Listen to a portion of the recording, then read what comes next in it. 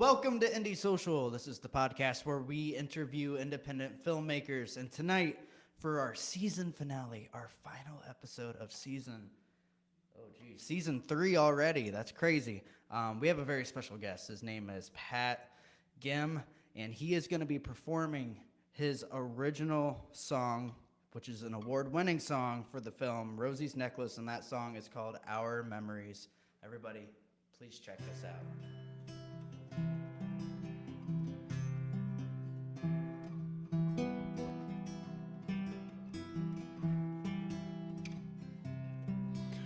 I wonder, are you happy? Do you hear me? The spirit that was there, where has it gone? Is it wrong to say I wish I could be with you? Is it selfish to say I feel alone? Are memories of us all within your keeping? Or are all we had now vacant and all gone? Do they sometimes come and go, or are they scattered like the long forgotten pieces of a song? How often I have wished for just 1 hour to talk about the memories that are ours, and see the recognition in your eyes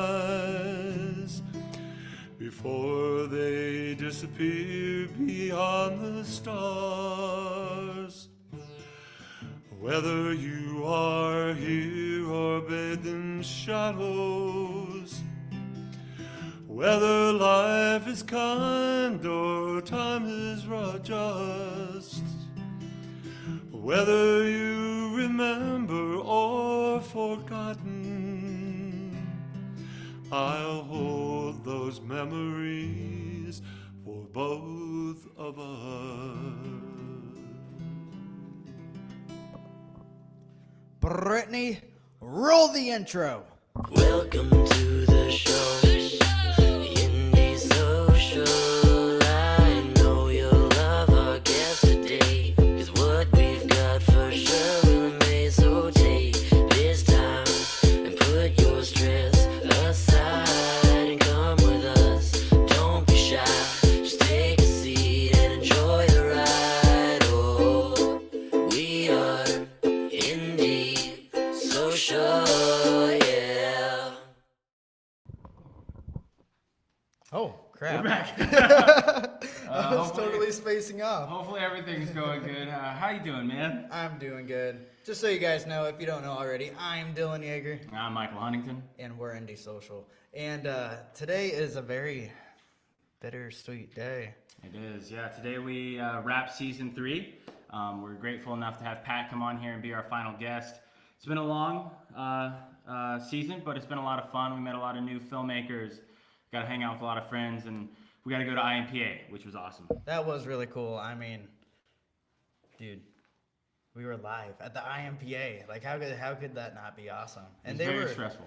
They welcomed us with open arms. They too. did. They We did. reached out to the president, Gimm, and he's like, "Oh, I don't know. We'll give it a shot. We'll see if they'll do it." And then, yeah, there we were. It all worked out. And but guys, I'm really excited for our final guest. All right. If you're looking to class up a project and need a reliable individual to look no further, tonight's guest recently received an IMPA notification. Oh my gosh, I'm so sorry, guys. I usually read these introductions ahead of time. Yeah. But I was just so entranced with his music, I was just like drilling out of my mouth watching. So let me give this another shot. If you're looking to class up a project and need a reliable individual, look no further. Tonight's guest recently received an IMPA nomination for Best Actor and earned himself the Award of Achievement for Best Original Song for Rosie's Necklace. Please help us welcome Patrick Gimm. Come on in, Pat. Can you get in there? Yeah, no problem. Come coming in. He's Hey, coming guys. in. Hey, Pat, how you doing, man? I'm good, thank I'm you. gonna adjust my microphone here. Sorry for the people that are listening. I'm sure it sounds horrible. I made it. All right, and then I'm gonna move that that one me? a little That's close me. to it. Okay. Yep, that one's you. All right, man. How you doing, Pat? I'm good. I'm good. I'm happy to be here. I'm honored to be here. Congratulations, guys. Great season 3. Yeah. Wrap So up. we, Wow, like I said, nice. we had a chance to meet a lot of cool filmmakers this season, and we're very happy to have you on here to sort of wrap it all up. Thank you. Yeah, we kind of had you on the podcast a couple times for the Rosie's Necklace That's true, for the charity event. So you were here for that, and then you were one of our live guests at the IMPA. But I no, was. we We actually had get some- to sit down and talk to you. We had And some then I great have discussion. we do, and I wanted to kind of touch up on those questions again because we were kind of rushed. Every guest had about 5 minutes, but Yeah. you told me that you have not really done much acting besides theater, but like you weren't like really looking into getting into film. Is that correct? Well, I'm honestly, I was never aware that this was a possibility. I owe this all to Michael. I was Pat? looking at Iowa Films just out of curiosity one time, and I saw a casting call from Michael for the film that you were in at the time. Saving Grace? Yeah, Saving Grace. And I wrote him a note. I said, I'd be fascinated. I'd love to try it because I've never been in a film before in my life. And he said, well, come on up. We're in Coralville. We'll be at such and such address and that kind of thing. And with a certain amount of trepidation, I came up because I've met directors that were jerks. Yeah. And I've met directors that were really nice people. And thank God I met a really nice person that day, both he and Brittany. Yeah, and, that was and also you, I'm sorry, but it was a lot of fun. I had just loved it, and I didn't get to say anything, but I got to open and close the garage door about 50 times. 100 times, yeah. that was a fun day. So I mean, I'm sure you weren't aware of it, but that was me and Brittany's first time ever trying to do something big. I think we were in our first year of making movies, so we were still like super new to the whole process of like making a film. So I think both Brittany and I were very nervous, having, I don't know, like 15 people on set that day or something. It was the biggest crew and cast that we ever had. So that film, although I don't think, we never did too much with it, we never made another episode. It was sort of like our shot at trying something, and some of the things fell flat on our end, but it was a lot of fun, and it was a big learning experience, and we got to meet you and Dave and a lot of people that we still try to work with today. Yeah.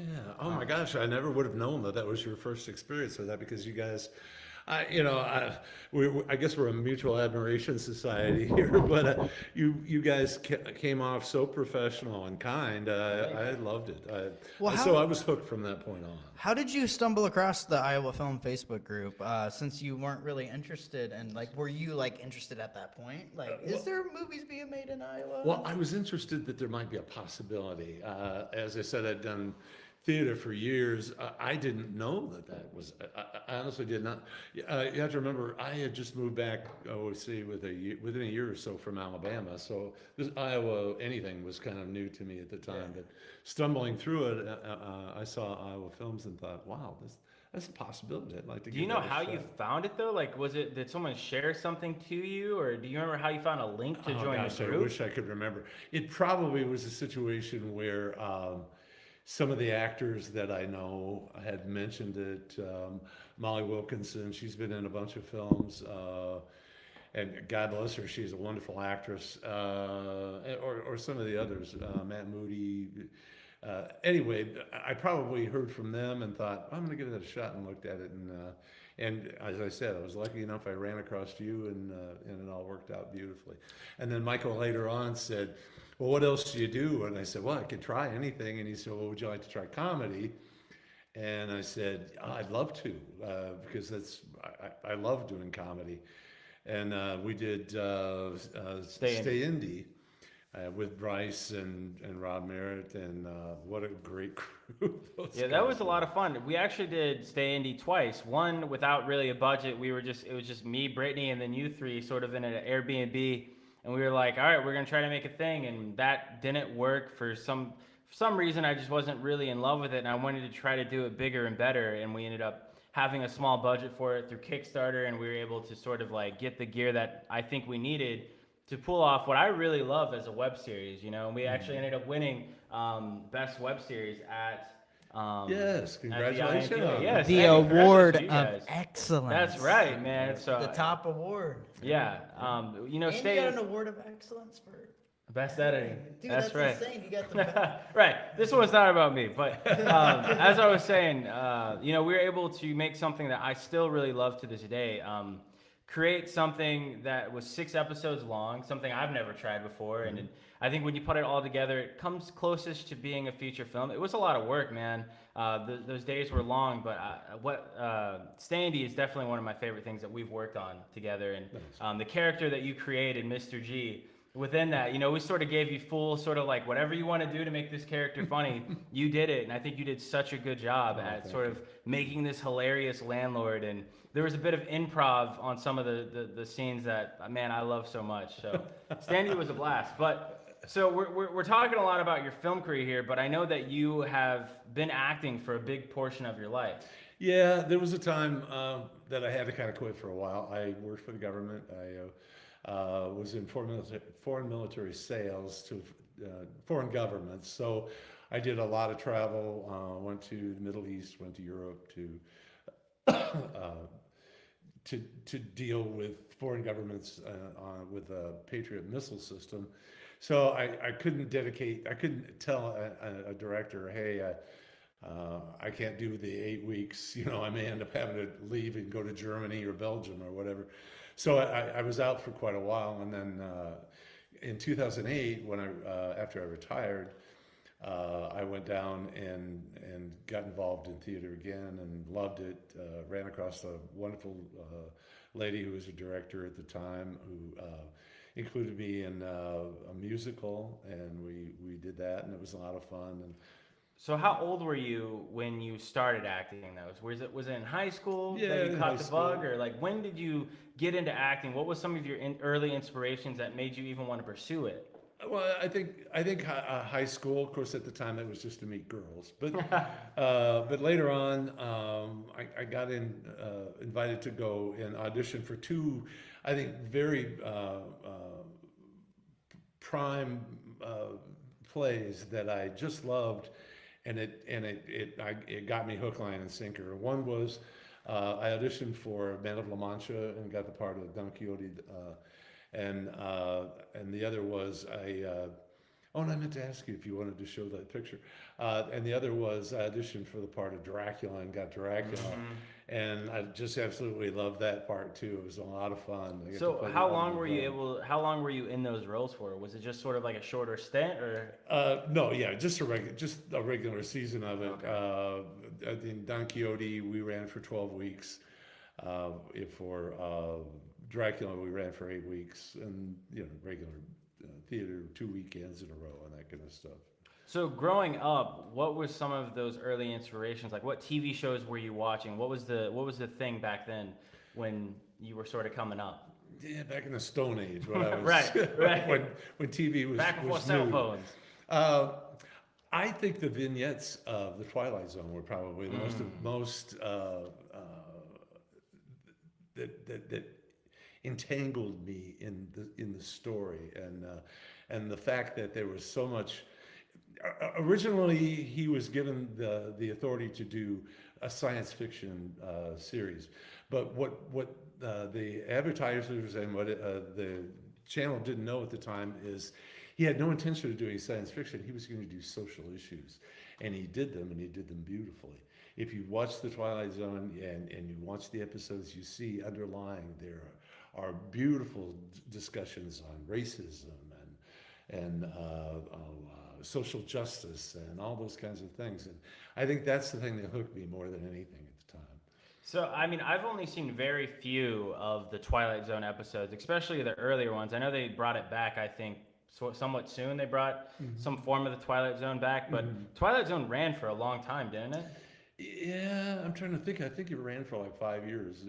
Okay, I thought it ran longer than that, but like I remember, like I know looking at those episodes and seeing them, I feel like it was so ahead of its time. Like whatever they were doing, from the editing to the storytelling, I don't know what year it came out or anything like that, but I feel like it was so ahead of its time, and it's very interesting. And Rod Serling, he took that sort of thing with him and everything he did. He did The Anatomy of a Boxer, which is a very beautiful story, and did a full-length feature movie on it, and some great stuff. And I think that's, again, I think watching him being able to create these works of genius week after week, I think caught me up in it as a young boy, and gave me the thought about the imagination and how it works, and how you can create, and anyway, it just sort of took me from there. And So you were saying that you joined theater to get girls, right? Is that oh yeah, well, that's interesting, because like when I was in school, theater wasn't necessarily like the cool thing to do. You know, I feel like people got picked on a little bit for being in theater. Was that like that for you too, Dylan? Or? Well, not really. Oh, really? Yeah, well, that really depends on the individual, but Sure. like I tried sports to get girls, and I found out that drinking 2 Red Bulls while doing track at like a tournament was a very bad idea. I blacked out. Halfway, like on the track, it was so embarrassing. So I was like, I can't do this. Baseball, I was kind of good at, but like, big on that. yeah, but like this, I wasn't like the hot sports guy, but like the one thing I was good at was acting, and I don't know any of them acting girls, man. You know what I mean? Like I never got a girlfriend there, but you know what? That was yeah. But, So while you were in, so was it in high school that you only acted? Was there middle school? Was there anything like that? that you were no, acting there wasn't before? anything available. I at that time, not really. I went to a very small school out in the LeClaire area, and there really wasn't anything in the way of theater. But when I went to Bettendorf, they had a big theater group, and I got involved with that and made a lot of friends and that kind of stuff. And yeah, in the 60s, mid 60s, when I was in high school, it wasn't. I mean, if you didn't let the jocks know that you were involved in theater, or they'd pants you or whatever. Okay, so yeah, there was still some sort of like Stigma around yeah, some that. stigma around Yeah. theater. Oh, But sure. so you went on and did theater in high school, and then how long before that you joined the military? Was it right after high school? Yeah, or- I actually joined on the delayed enlistment, so that I joined in March of '68, and then got out in August of '71. And actually, when I was in Germany, I got involved in some of the plays that they did for the community center there, and cool. and we traveled a bit with some of those. In fact, that's where I got the part of Don Quixote. While you were still like serving Yeah, in while I the was still in the military? military, yeah. That's cool. That's Yeah. cool. Well, yeah. Did you get picked on by the military men for that? No, by then I was a military cop, so nobody bothered. Yeah, me. There you go. They're gonna talk to me. So you were in the military during that time, and you were sort of participating in theater and around there. Mm-hmm. When you got out of the military, was it back to the theater grind? No, not at first, because when I first got out of the military, I was trying to find a job. Sure. I traveled down to Texas, and I did some. Later on, yes, I did. At first, I went to working for Brown and Root Company as a ditch digger, basically in Southwest Texas. And there's some interesting stories about that. I think I told you about the pig. I don't believe so. Did Oh, you? it Tell is? us about the pig. Yeah, tell us about the pig. Oh my God. Okay. Picture Southwest Texas is hotter than the gates of hell. Yeah. 110 degrees in the daytime, and you probably don't know what an ice house is. An ice house is a box in the middle of the road. I mean, on the edge of the road, and it's 4-sided with one side that flips up. The whole side. Yeah. And inside there's sawdust to the ground. There's a pool table. There's a wooden bar, kind of like this, and they serve only beer. So is it like a bar then? Yeah, in it's a way? a makeshift bar that they call an ice house, because it used to be cooled with a swamp cooler, which was a big hunk of ice and a fan blowing at it. Anyway, so we'd get off work hotter than hell, because we go to work at 5 o'clock in the morning, and we get off at like 2 in the afternoon, because by then it was 110 degrees in the sun, and we start drinking in these ice houses. And we stayed in these cheap, ratty motels along the road. I'm trying to tell this quickly because, anyway, one of the guys I was rooming with had this. He's tall and skinny and all beer and bones. He had this '54 Chevrolet without air conditioning, kind of a coral pink, whatever. So we're driving along about 3 o'clock in the morning, coming back, or 2 o'clock in the morning, whatever, coming back from this ice house. We're drunk. and he sees a pig on the side of the road. So he decides, we're going to stop and get that pig. And we're going to barbecue him in How the dare you. parking lot, which is stupid because, first of all, they're not going to put up with us building a fire in the parking lot. Yeah. But at the time it seemed like a good idea. Yeah. Was it a baby pig or was it a No, it full-grown was a pig? big 300-pound pig. So there's two guys up front and I'm in the back. So we got to put the pig in the back seat. Well, he starts to pull off and it panics the pig. So he's running back and forth, hooves just gouging into me, beating me up. And he starts squealing really loud, running back and forth, trying to get out of this car. It knew. Well, the guy who's in the driver's seat reaches under the seat, pulls out a .44 Magnum, turns around and shoots, misses the pig. Oh. But it panics this pig beyond belief. He's pooping and running Oh my and God. screaming For his and life. pounding all over me. And I'm in the back seat. He's running over the top of me, pooping on me, that kind of thing. Oh my God. I man. finally get over, and I'm deaf as a stone because that thing is that So loud. cannon the went mag- off. Yeah. So I finally kick open the front door, shove the pig out, close the door, and we go up the road for about a mile, and it runs out of gas. He'd shot a hole in the gas tank. Oh no, man. So we ended up pushing his '54 Chevrolet back to the parking lot. Well, you had a pissed off pig chasing after you. and the next morning, believe me, going to work with pig urine and poop all over the back seat of that car. Oh my gosh. We- Well, and we're hungover as dogs by so that I'm point. sure you haven't picked up a pig since. No, No pig my picking up. taste for pork is completely gone. Well, good. But anyway, just some of the stories that went on at the time. Anyway, later on, I did get a job in Houston for a while, and I did take part in a couple of the community shows there. Some of them were a little risque. Bob Merritt was showing his picture of Yeah, what was that? Cabaret. Yes. and unfortunately, I don't have any pictures of hair when I did it down in, because some of it was pretty nude. Oh, really? Yeah. Oh, yeah. Oh. Let's, So, fortunately, see none what of I can those find pictures. on the net. No, I'm sure they're not available anywhere. It was pretty small production, but yeah, anyway, I got exposed in a whole lot of different ways to theater, and absolutely loved it. And when I took part in a lot of different plays that came along. One day, a good friend of mine said they're having auditions over at Augustana College, and would you like to go audition? And I said, why not? So I went over there, and there were really very few people, fortunately for me, that auditioned, and I got the part of Dracula. And that was an absolute blast. And then I got the part of Father Drobny in Don't Drink the Water. I don't know if you're familiar with the play, but it's a comedy.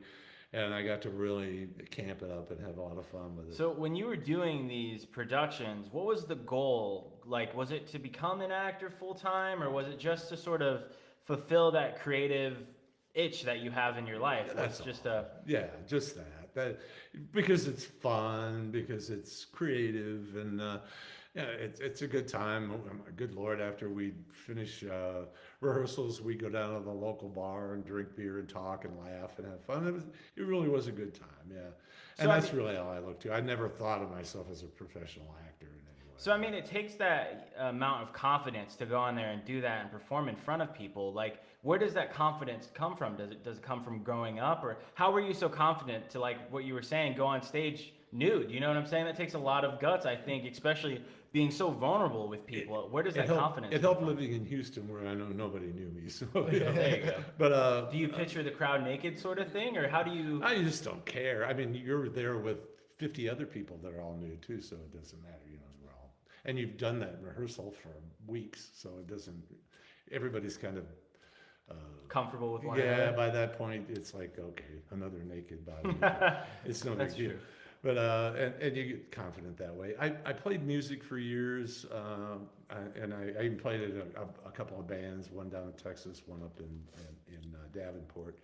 Played a couple of the local bars there and that kind of stuff. And you get a certain amount of confidence. It's funny, the ego-inducing type of thing when you think about standing there and saying, "Gosh, I'm so good at this. Somebody's going to pay to watch me," and you think, "Are you kidding me?" But you know, it happened, and that in a way is sort of reinforces that ego, I guess. So how long did you sort of pursue like acting in theater until you sort of took a break from it? Up until like what age point? I want to say I acted till 1998, and then or no, 1978, and then I didn't come back into acting until 2008. Wow. So I was in eighth about grade. 30-year period there that I didn't act because I was Just raising a family, living life and sort of just working and that kind of stuff, and didn't really have the time to do it. Yeah. So in 2008, you got back in acting. Were you a little intimidated by it since you haven't did it for so long? Kind of, yeah, because I was obviously very rusty. Allison, who was the director at the time, bless her heart, was very kind and helped me out with a lot of things. She's a wonderful actress and a wonderful singer too.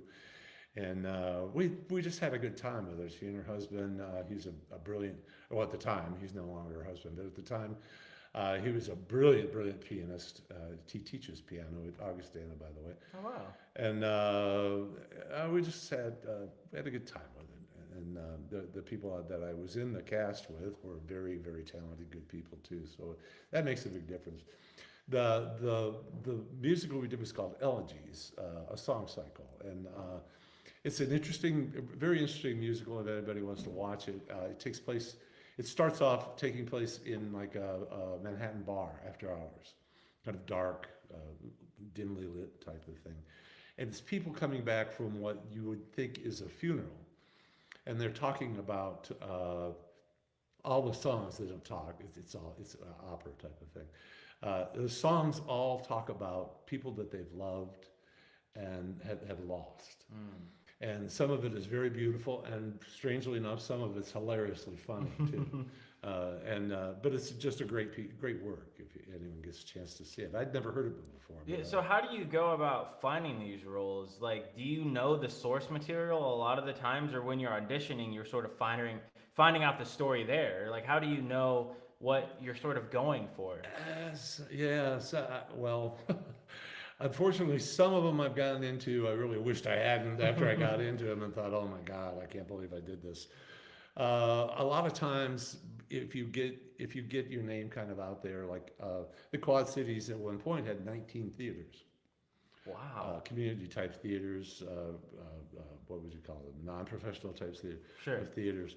And if you do a fairly good job, a lot of times the director will call you and say, "Hey, are you interested in doing a part for this? Because I've got auditions coming up and I'd like you to come down and audition." So, a lot of times that would happen, that I'd go down and they kind of have a part sort of with me in mind. And if somebody didn't beat me out, I'd get it.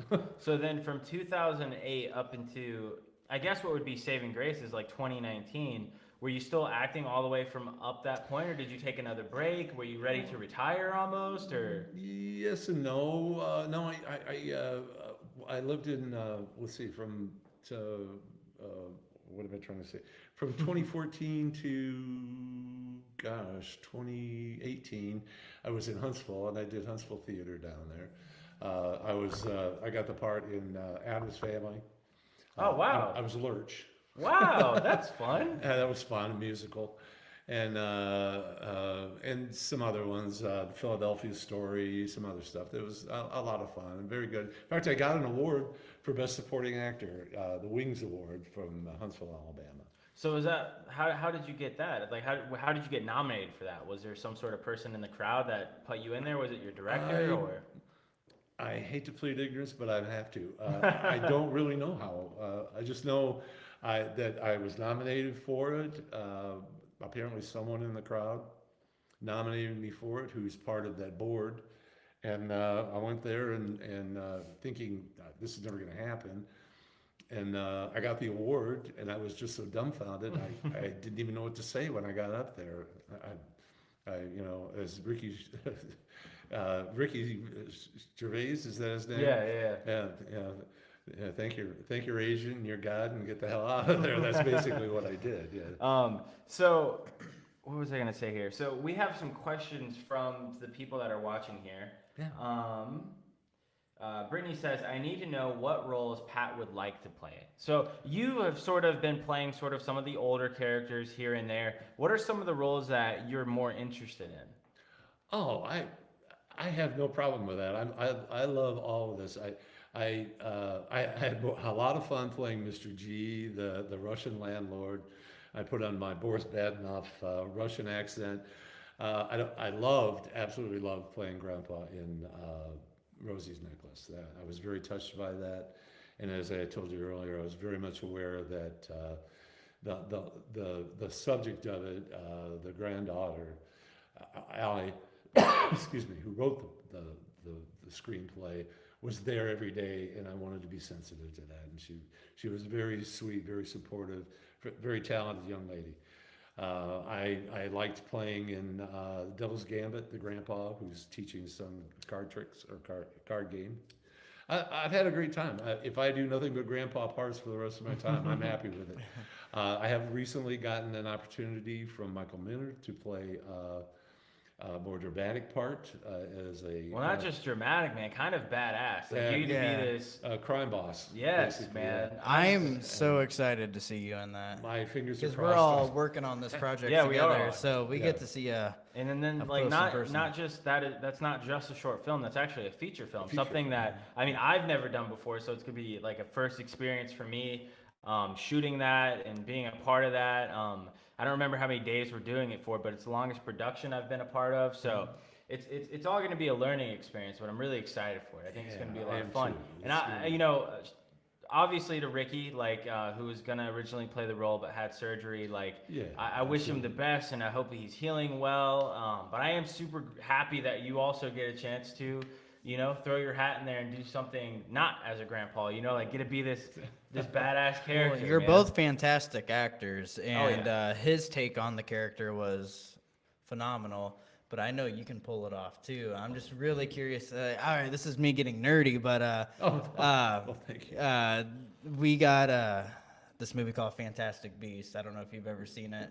It's well, like there was a character, Johnny Depp, that played the bad guy Grindelwald, and he ended up unfortunately having had to get taken out of the movie, so they recasted him, and this new actor Mads is different take on it, but really cool. And like this is just me getting all nerdy in my head, but like now I get to see like two different versions of this Yeah, mob and I think boss. that's interesting too, is where like two different actors are gonna do it different each time, you know. So I'm excited to see your take on that. It's gonna be cool.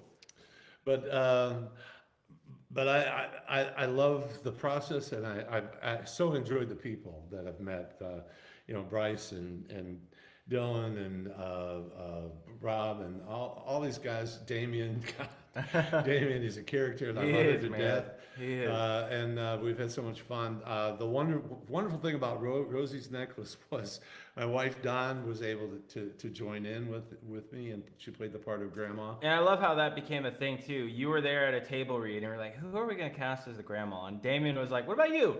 And Don was like, me? And then, you know, I was happy that she wanted to do it, you know? Actually, she didn't. I okay.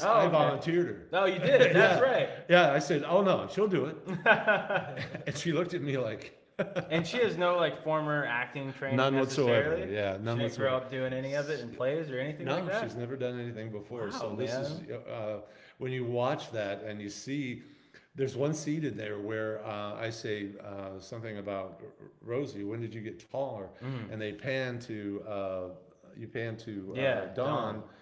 and she has this That look on her this face, man. look of devastation on her face, and it's just Beautiful. I remember filming that, and I was like, there was no audio or anything that we were recording at the moment. It was purely just like her reaction to what was going on, and I was like, Don, that's beautiful. I know. Oh, I she know. killed And it, then man. her speech before the family, I thought was beautiful. Oh too. yeah, I am so, and then not just that, you guys offered up your home and let us film inside there, which ended up being this perfect set that you were letting us sort of decorate a little bit when it came to the holidays that we had to change in. And yeah, Rosie's Necklace is easily one of my proudest things I've been a part of. Me too. And you know, we created a lot of fictional stuff and all of that, but to have something not, you know, something so real that someone went through, I think is important. And I think we did such a good job. And I mean, Ali wrote something so beautiful. And, you know, we went to IMPA, and I think we were all just so nervous to figure out what was going to happen. And, you know, you walked away with, what was the award? The music composing something. Oh, best original song. Best original song, yes. And I was so proud for you, man, because I knew that we were going to go there, and you never know what's going to happen with these award shows, if you're going to walk away winning something or not. Yeah. But the fact that you, like, I was This so was our excited year, for you. man. This was our year. Yeah, dude, it was Well, awesome. I brought a man. bunch of containers with me. I figured if I got nothing else, I could at least get out of there with the food. You know? Yeah, that's true. Yeah, that's true. No, I'm kidding. But yeah, I was surprised, and I really was that I got that.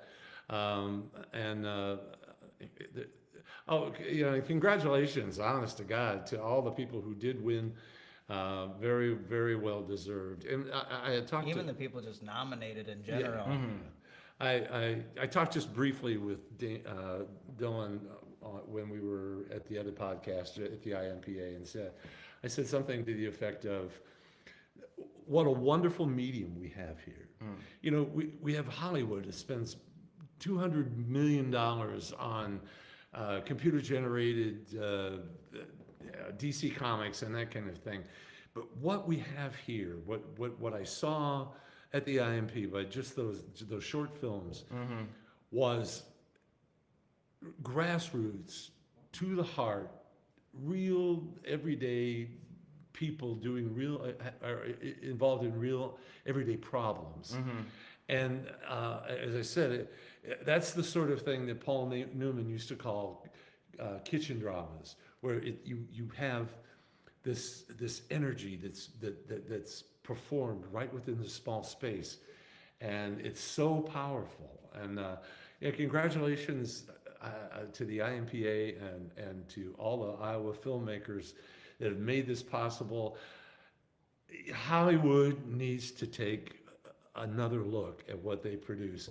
When you've got something like The Blind Side, that is a small movie that's about a real situation, and it's a simple story about a young man who's enveloped in this family, and how the family's enriched by it, and he's enriched by it, that walks away with millions of dollars and Academy Awards. Someone ought to be thinking, maybe we're reaching too far. Maybe we need to lower our scope back to the point where I love adventure movies, don't get me wrong, but to tell stories from the heart. Yeah, and I think that you know, there's a lot of repetition in Hollywood films. You see a lot of remakes or a lot of renditions of movies that have already been made, and I think that the fight for independent film is awesome, and like especially with the IMPA, you get a sense of your community and like what they're making, which is so cool. You know, I always say never knew people made movies in Iowa, so when you go to IMPA, you get to meet all these filmmakers that are doing it, and that's awesome, man. And I think it's really cool that there's a lot of filmmakers and actors that are kind of stepping away from Hollywood and jumping back into the independent film scene, even though their movies are still like well, the bare minimum of $2 million. Yeah. And they're like, oh, it was a cheap film to make $2 million or whatnot. But it's like, but still, like the fact that they want like that creative freedom, which you can still get obviously with this. Well, dude, I can't imagine how strict it is to be on these projects that have $100 million budgets and stuff. I'm sure it's insane. You walk away with a lot of money, but I'm sure you're stressed throughout the whole Our thing. first day filming that Batman movie, I was having a bad day, and I could not get my lines down to save my life. And if we were running on like a budget, I probably would have gotten fired that day. We got some more questions here. I Like Film said, Pat, you were absolutely fantastic in Rosie's Necklace. Such a heartbreaking role, and your performance was spot on perfect. Oh, thank you so much. Yeah, and That's I mean, very- again, you did very so touching. good in that. Thank you. Hevioso Film says, if you could work with any actor, alive or dead, who would it be? Oh gosh. There's so many of them. I mean, that's it kind of depends on the medium. I love the versatility of Matthew McConaughey. I've seen him in so many different films. alright. Some of them odd as hell, and some that are just kind of like we were talking about. They're almost independent films that they're not big budget films, but he does a tremendous job. Like the movie Mud, where he brings this energy to all the films that he does that are very unique, and I enjoy just watching him in almost every movie he makes. Have you had the chance to read his book? I have not. No. So he has a really good book called Greenlight, and it is such a good book. It details sort of like his life and everything, but also like his journey to Hollywood and everything like that, and how he was sort of in this trap of making all these romantic comedies, and how he took a break from that to pursue, you know, more of the dramatic stuff. And it's a phenomenal book. They also have it on audiobook, is what I did, because I don't read books. Normally I always just get the audiobook version of them. Yeah, I remember watching him in A Time to Kill. And he went right from that to all those rom-coms that, like Failure to Launch or whatever other ones. Yeah, there's a lot of them, man. This is disappointing because I thought the guy was just so absolutely great in A Time to Kill. I think my mom had such a crush on Matthew McConaughey because of all the romantic comedies that he was doing in the early 2000s, man. He was sort of everywhere. There's nothing wrong with it. It's just I think it was a waste of his talent.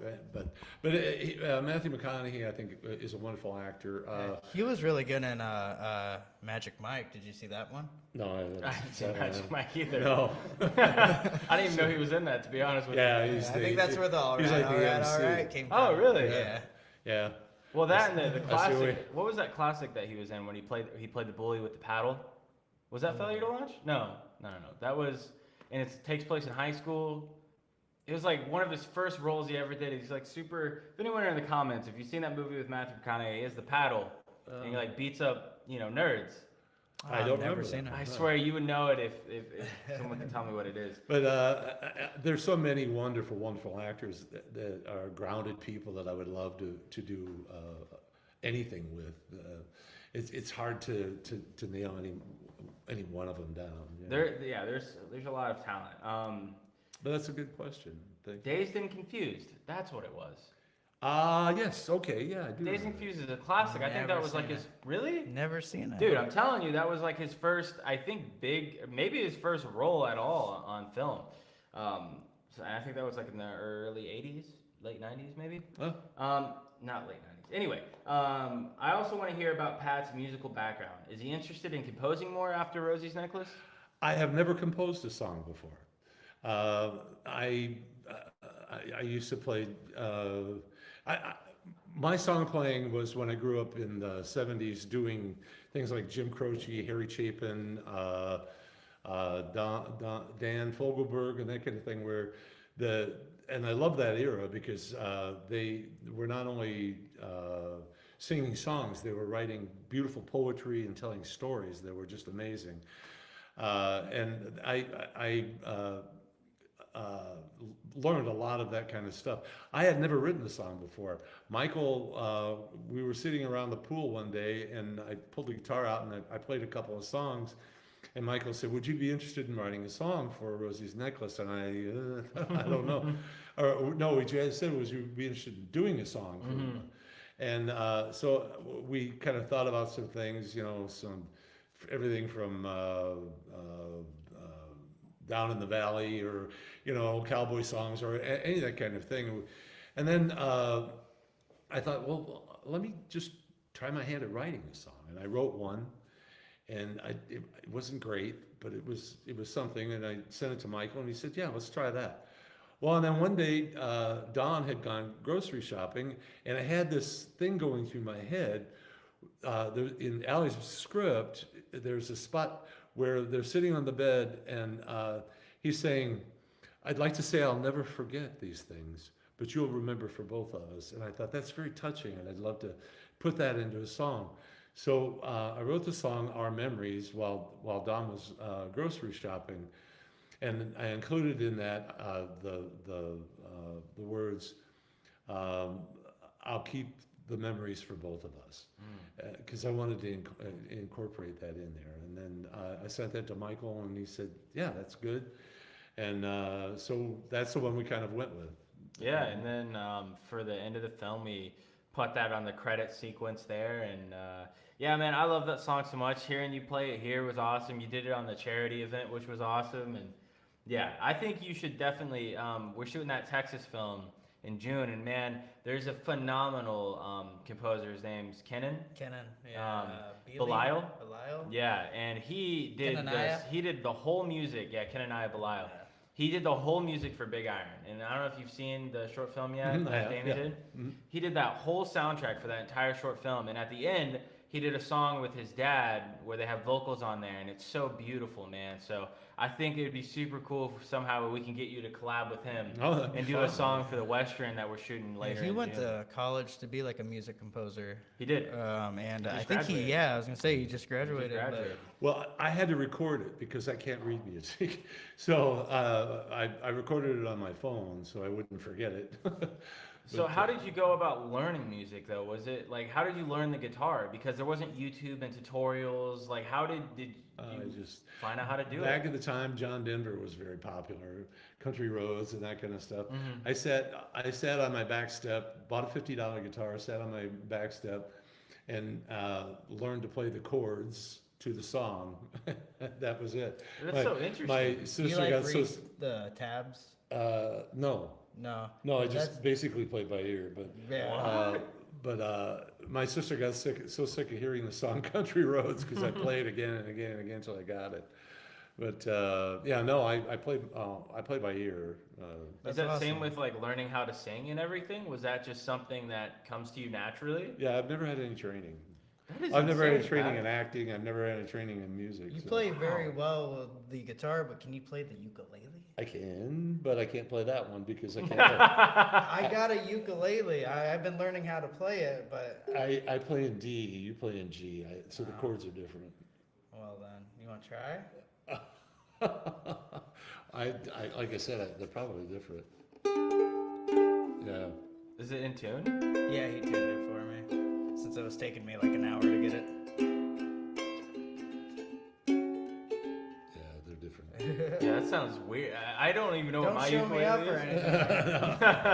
anything. So anyway, so you were saying on your back step, so you were younger then when you were learning to play the guitar then? That's back when I first got out of service. Yeah. Oh, okay. Wow. That's crazy, man. I Did can't you learn believe how that to you're- play the guitar to win the ladies? I think that's Was the whole journey in this creative endeavor was to just meet There's some this more girl ladies? I'm seeing. Guys, I and gotta go I'm home to trying my learn- wife, so let's not get me too. She's gonna beat you up. There's Um, a girl I'm seeing, and I'm trying to learn the ukulele to win her. Yeah. heart, So you need to teach me how to play. I will do I've been that. watching a lot of YouTube videos. You know what YouTube is? Yep. Okay, come on now. Now you're finished. I'm old, but I'm not that old. So yeah, you've had no formal training then when it comes to acting or anything. Was it sort of just when you were going into these productions, you were just learning from other actors? Yeah, it wasn't for years, and it took me to figure out what stage left and stage right was, and that kind of thing. Was it confusing when you came on a film set too, and there was all these other like film lingo that you had to learn, Oh, like absolutely. camera rolling, sound rolling, Absolutely. action, and stuff like that? Was that sort of a learning process as well? I found out that if you just walk confidently, people just accept that you think you know what you're doing, so they leave you alone. There's that That's funny very thing that true, say when you could go in anywhere you want if you carry a ladder. So like people will break into concerts, but they're just holding a ladder so they look like they're a part of the production staff. Yeah, so they can exactly just, right, yeah. as long as you Yeah. do, If you're walking around any office in the world, you're carrying a piece of paper. no they one's just gonna figure question you, you're man. Supposed to be That's there. that's also that's how they tell you to steal stuff too. You know, if you walk out of a store confidently like you bought it, no one's gonna question you. But don't take any rules from that. You got sticky fingers, Michael? No, never. I promise. Never stole anything in my life. So anyway, here, what would you suggest to actors and actresses sort of starting out in Iowa film or acting in general? Do you have any advice? Oh no, my God! I don't have any advice. I'm still so new to this that I couldn't advise anybody. I would say contact Michael and Brittany, and because you can't go better than that. That's true, man. As I think I said earlier, I have auditioned with people and worked with people that were just absolutely impossible to work with, and I regretted every minute of it, and couldn't wait till it was over with so I could never do it again. And that was absolutely not the experience I had with you and Brittany. You guys have always been wonderful and accommodating and kind. Well, hey, we appreciate even to that. poor actors like me. No, man, like I said, the moment that we worked with you on Saving Grace, we're like, we got to get Pat back. And then we tried to get you on another set, but you were busy at that time. And we always just try to get Pat in there, man. We did a film called Valhalla with Damien. And we were like, all right, we got to get Pat on here somehow. And then we know we needed the doctor role. And I was like, man, you got to hit up Pat. And I think that's how you first met Damien, I believe. Yeah, that was the first time. Yeah, so I mean, we love working with you, We man. did that with Dead Man Walking also. They were like, Yes. Michael's like, we have a smaller role that we need to fill, Michael Minard. And and we were like giving a list of actors and stuff. And then we're like, no. Forget about those other people. What about Pat? Well, Pat can the pull it thing off. was that a lot of people were suggesting a lot of different names, man. And I was like, Pat's got to be your guy. So I even messaged Michael like off of the group chat. I was like, come on, man, you got to call Pat. Call Pat first, and then you can call these other guys. But call Pat first. I'm humbled. Thank you. Well, yeah, You got man, it we though, love working with like you got the leading role in a feature film. Yeah, it's awesome. I'm Right. excited for him. Now I'm having anxiety attacks. So- Got a paper bag around here. When it came I carry one to with me daily. when it came to auditioning, did you have any process with that? Like, what was your process for auditioning for these roles? Is there any sort of studying that you would do beforehand, or would you just sort of go in there and just? No, usually there's things I've never heard of before, and I'll go in and just do the best I possibly can. There's some, of course, I've known before, done before. Excuse me, I'm sorry. No, I have to say I've done. I generally go in and cold read and kind of see how it works. A lot of times, especially like I said with theater, if you have a history of works, the director generally knows. They say, well, he may not have done a great job on auditioning, but I've seen him in this, and he did pretty good in that, and so let's give him a shot on this one. So, as you continue sort of your film acting career, do you have any desire to start writing your own films? Has that ever played a part in your mind? Is that something you want to try to take a shot I at? constantly have things running through my mind that I'd like to try. Yeah. Yes. I would like to write my own screenplay, and then send it to you guys and see what you think, and see if we could do something with it. I really don't have anything at the moment, but it's constantly working in my head on something that I want to do. So I want to ask you, like, before getting into films, you don't know much about like how stuff was made. When you started acting and seeing the process of what it took to make a film, is that illusion broken now when you watch movies? Do you sort of have that thought of like, man, I wonder if they put the camera here to do that? Do you sort of like think about the behind the scenes more now that you're behind the scenes more? Oh, absolutely, yeah. Watching you guys where, and I can't help but think every once in a while, I wonder how many retakes they had to do of that. And, Yeah. Or how long it took for them to light the set and everything like that. I was doing that with the Norseman. What was What's the movie? The Northman. The Northman, yeah. Northman. I just recently bought that. Oh, really? In 4K, and I was just like, of course, like I always do, just drooling out of my mouth, and I was like, this is art. This is beautiful, beautiful art. And like I used to never think that. I was like, back in the day before acting, I was like, this is a good movie or this is a bad movie. But then you can really see like the effort they put into movies. Yeah, have you seen The Northman? I have not. I'll have to watch it. It came out just recently, maybe a couple Yeah. months ago. It's about Vikings. It's a slower movie. I went to theater to see it. It's good in its own right, but I don't know. I wasn't too impressed. Did you like it? I stopped. Spoiler alert, maybe. When they put all like the children in a building and burnt it down, I got very sad.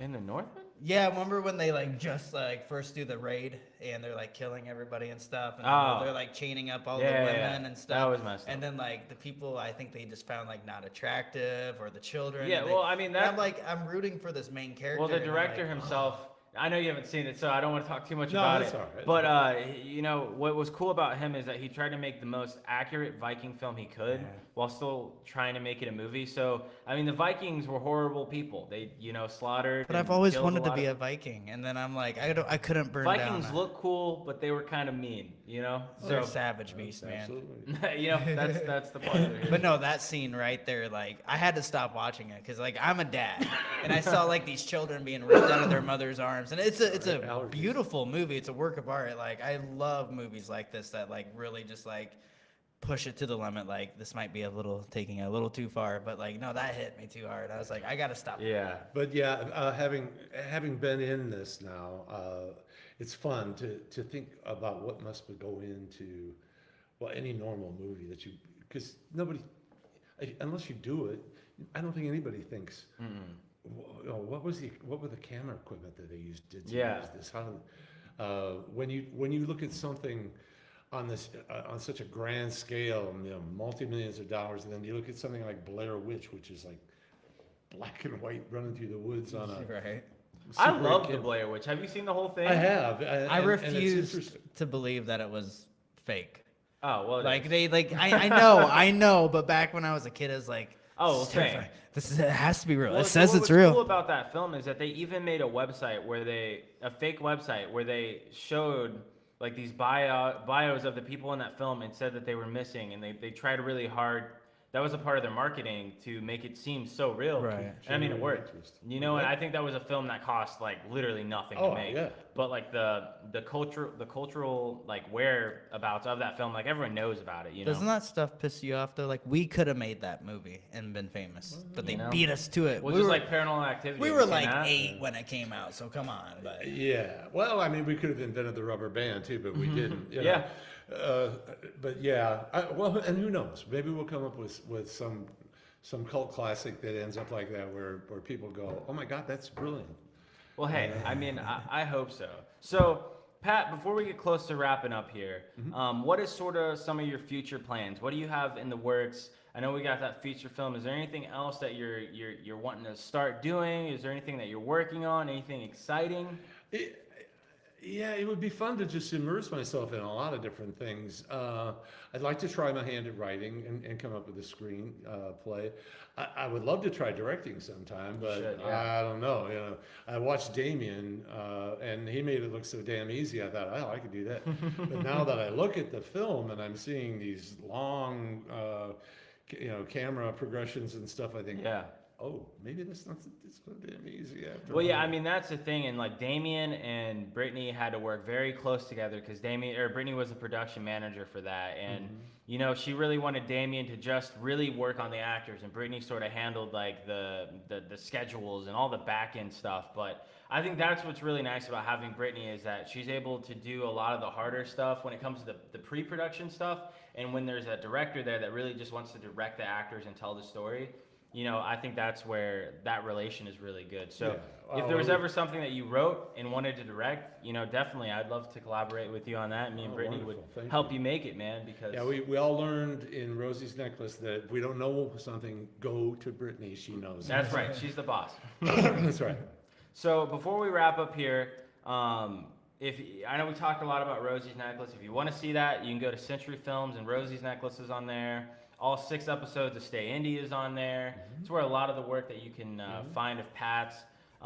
Is there any goal into pursuing theater again? Do you think you'll pick that hat back up? No, I don't know. I did one. Let's see. Just this last year, we did. Oh my God, I can't believe I'm blanking on the famous Christmas show with the Ghost. A Christmas Carol. Yes. I did a Christmas Carol, and it was fun. I enjoyed it, but I don't know. When you're in a play, you have at least at a minimum an 8-week commitment every night, every day, for 8 weeks until it's done. And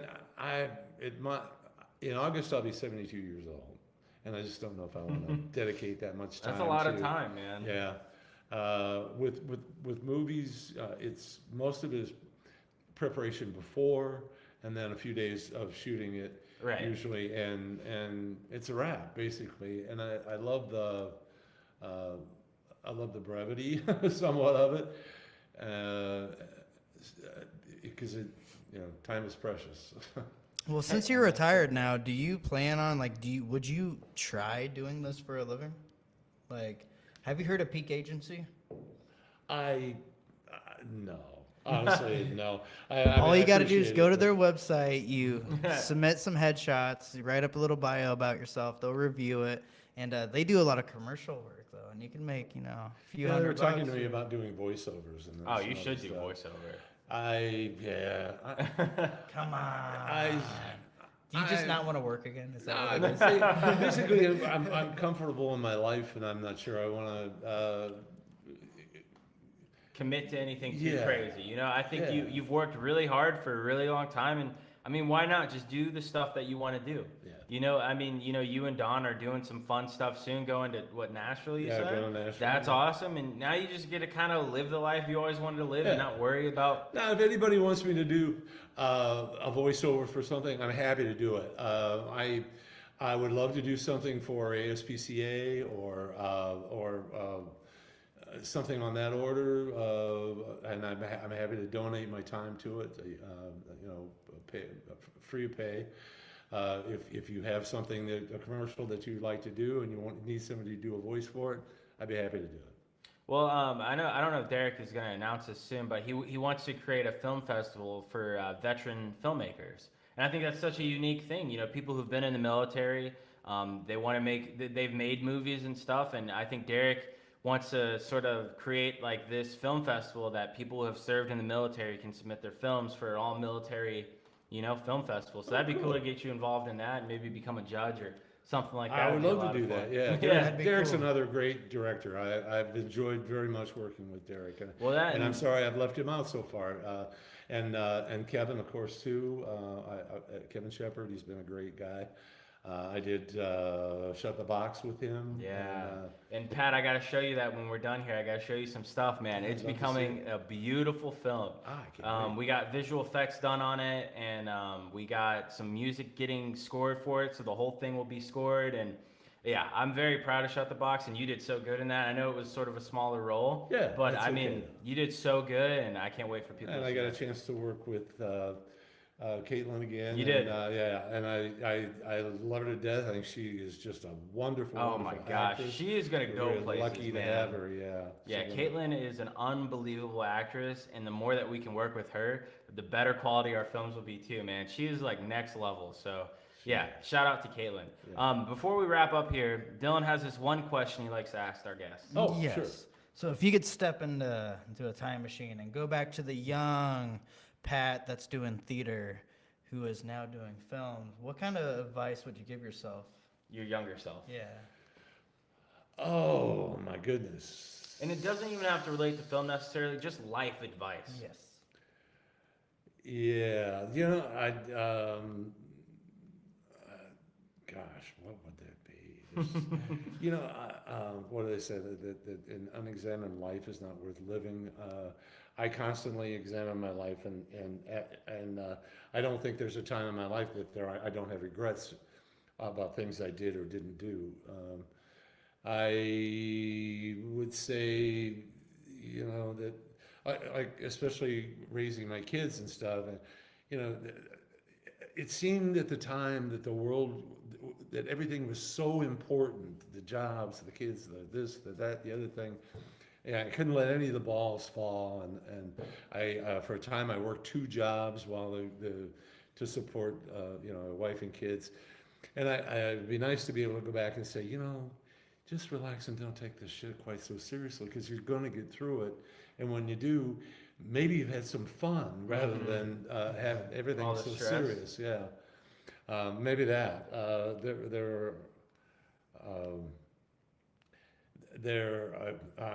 gosh, I don't know. Maybe taking a few acting classes. That If you one. want to pursue acting, do some acting classes. I don't think you need them, Pat. I think I don't think so managed either, to man. do just great. My favorite saying is, "This too shall pass." Hmm. If you're going through a hard time and you think the whole world is ending, this emotion is going to pass at some point. Sure it does. Don't have to stress on it so much, which I think is sort of in line with what you're saying. Yeah, like exactly. everything doesn't have to be as serious as you sort of make it in your head. Exactly. Any other questions from anyone? I don't believe so. I think we Okay. answered them all here. Well, I very much appreciate people viewing this and asking me questions, and it was very nice of you. Thank you. Yeah. Well, thank you for being our guest. We've been I trying know, to get I you on loved the it. show for 3 years. It was fun. It was Yeah, fun. we'll have to get you back here on our next season. Anyway, as we wrap up here, I just want to say thank you guys to everyone who has tuned in for season 3. We've had a lot of amazing guests. I think we've done Pat is our 12th episode here. We've done 12 episodes plus the IMPA, so it's 13 episodes that we were able to do for this season, and it's been a lot of fun. It's been a good time. We're gonna be taking a break for a month because we're shooting a feature film. Very busy, can't be doing podcasts, and then I'm going off to Texas to go shoot a Western. So we're all really busy next month, so we're gonna be taking a break, but we'll be coming back in a month or so with some new stuff, new show Yeah. format, and a lot of fun stuff. So And we anyway, We have a little clip to show you guys of all of our lovely guests we had this year. We and do. Again, thanks for being a fan of ours, guys. We're excited to do season 4 here in a couple months, and we always come back bigger and better. So yeah. you're in for a Again, treat. Pat, thank you so much, man. It's been an honor to talk to you, hear your story of how you got into all this, and can't wait to keep working with you. And it's gonna be crazy next month. Yeah, So, well, let's thank you do very it. much for having me. I appreciate it. all right, guys. Other than that, we'll see you next time. Brittany, roll the ending.